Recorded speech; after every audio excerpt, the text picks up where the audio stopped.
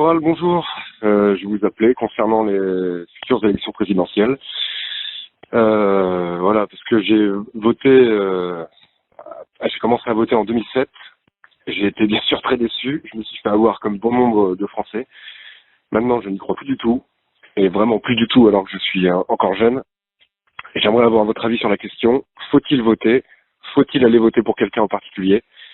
Et que diriez-vous aux gens qui pensent comme moi, que voter ne sert à rien et qui n'y croient plus et qui sont totalement résignés par rapport à tout ce que l'on peut voir, quoi. Voilà. J'aimerais avoir votre avis sur la question. Je vous remercie d'avance. Bon courage. Oui, je crois que là, c'est une question à laquelle j'ai déjà aussi partiellement répondu. Je crois que le meilleur exemple, c'est de voir ce qui s'est passé avec la non-réélection de Trump aux États-Unis. L'Amérique, la démocratie américaine, démocratie de marché et d'opinion, est vraiment notre modèle. Et on marche derrière. On voit très bien comment Trump, qui essayait, comment dirais-je, de résister au calendrier du nouvel ordre mondial, même si tout le monde n'a pas compris ce qu'il essayait de faire, parce c'était très compliqué pour lui d'essayer de jouer aux sionistes parce que ça coûtait moins cher, pour essayer de s'opposer à la destruction de l'Amérique par le capitalisme financier de Wall Street. Voilà, c'était à peu près ça, ses choix stratégiques. On voit très bien que même s'il avait réussi à se faire élire la première fois par surprise, la deuxième fois, ils l'ont pas laissé passer, ce qui veut dire que la démocratie électoraliste est un enfumage et une escroquerie totale. Et d'ailleurs, par effet retour, quand on a vu comment l'arnaque avait pu se mettre en place avec la complicité de tous les médias par rapport à la manière dont Trump a été volé par Biden, par effet retour, on s'est rendu compte aussi, ce que j'avais déjà moi exposé, mais qui avait été parfois mal compris ou à laquelle on avait répondu par des ricanements, c'est que comment il s'appelle, Macron a été aussi élu par un braquage. Il n'était pas au deuxième tour, il était quatrième du premier tour. On peut le vérifier de plus en plus aujourd'hui quand on a accès aux chiffres sortis des urnes avant qu'ils soient trafiqués. On a aujourd'hui la certitude que le processus démocratique électoral est une mascarade complète sous le contrôle de l'oligarchie, et qu'en fait, il vaut mieux, plutôt que de cautionner cette mascarade en allant voter pour comment dirais-je, l'acteur qui chante la meilleure chanson, qui serait aujourd'hui Zemmour, je veux bien l'admettre, c'est encore donner de la crédibilité à cette arnaque, et effectivement préférer une arnaque à un vide plus angoissant qu'il faudrait remplir par autre chose, et notamment un engagement de type plus révolutionnaire et plus consistant. Donc là, je le redis bien, le pouvoir demain ne passera pas par les urnes, mais par les burnes. Aujourd'hui, on en est arrivé à un tel niveau de domination oligarchique sur l'économique, le politique, le médiatique, qu'on ne peut aujourd'hui espérer s'en sortir que par un processus révolutionnaire radical, qui d'ailleurs sans doute ne viendra pas de la France en premier lieu, mais sera obligé d'être initié par un acteur extérieur, peut-être Poutine par exemple.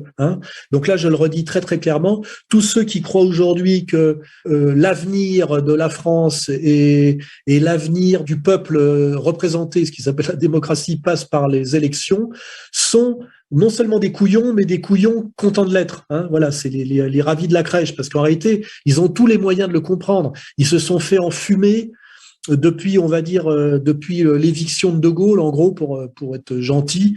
Ils n'ont fait que se faire enfumer élection après élection et trahis systématiquement. L'énorme trahison de Sarkozy aurait dû quand même alerter au moins la droite sur ce qui se jouait systématiquement. Et aujourd'hui, Zemmour, c'est jamais que du super Sarkozy, quoi.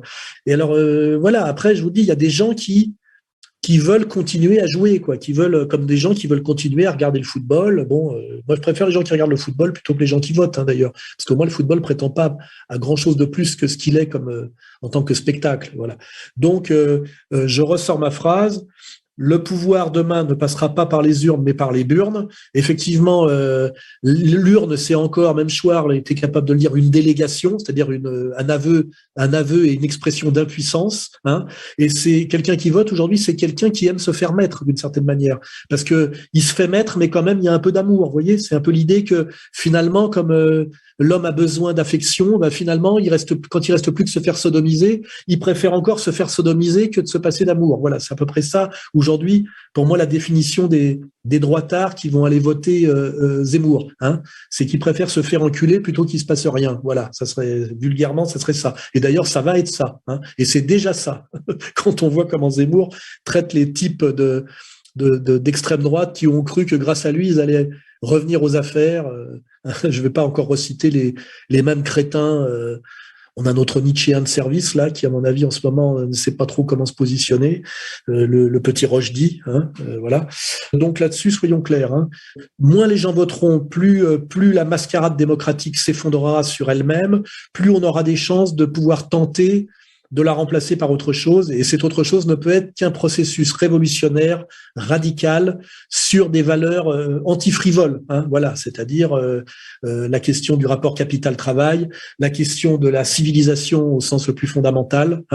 Ces questions d'ailleurs qui sont en retrait dans la campagne, même celle de Zemmour. C'est-à-dire la question de la dictature covidienne, la question de la dictature oligarchique du capitalisme financier, tout ça marchant ensemble. Et je ne vois pas de candidat, comment dirais-je, ayant les moyens de combattre ces forces sataniques. On peut trouver Philippot sympathique, il l'est, il a un discours assez honnête et assez cohérent, mais qu'est-ce que ça apportera de voter Philippot? Rien du tout.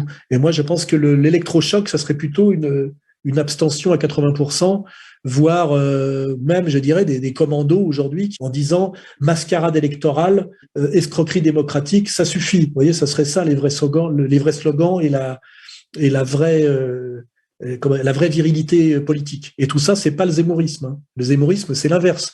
C'est encore prolongé par un discours de qualité, comme un chanteur qui nous chante une belle chanson, cette mascarade démocratique qui nous tue élection après élection à petit feu.